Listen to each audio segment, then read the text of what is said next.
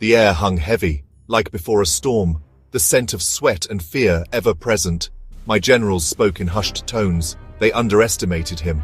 I saw it in their eyes. Alexander was young, brash, but he was not foolish. We were outnumbered, yes, but our numbers were a tidal wave, ready to crash upon the Greeks and sweep them away. I, Darius, King of Kings, would crush this upstart. He was a nuisance, a fly buzzing too close to the sun. This victory would be a lesson, a message. My generals spoke of strategy, of flanking maneuvers and cavalry charges. I listened with half an ear. My mind was a battlefield of its own.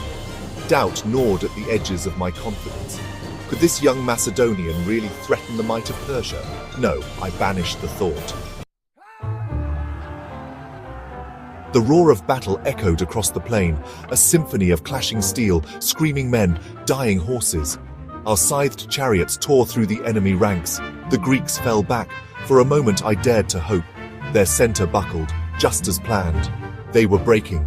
Victory was within reach. I urged my men forward, onward to crush the enemy.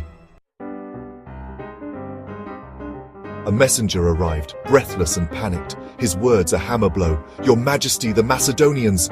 They are attacking our flanks! Impossible!" My generals had assured me, but no. I saw it with my own eyes.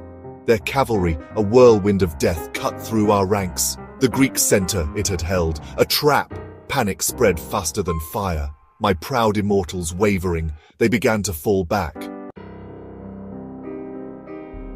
Fear, cold and sharp, pierced my heart, a fear I had never known. My bodyguard closed ranks, their faces masks of desperation.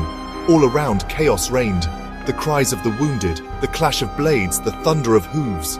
My charioteer, his voice trembling, urged me to retreat, to safety. Could this be the end? My empire, my legacy crumbling around me.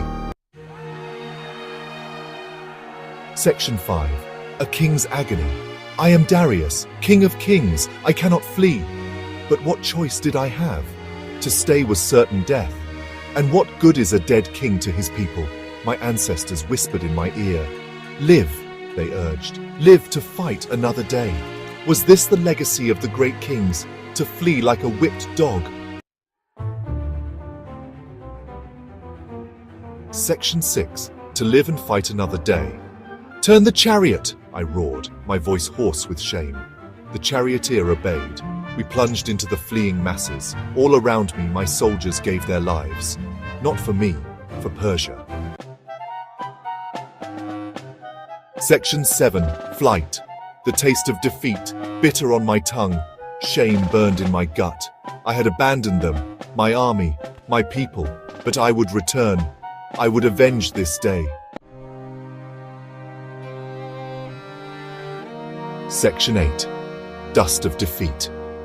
We rode until we could ride no more. Exhaustion claimed me.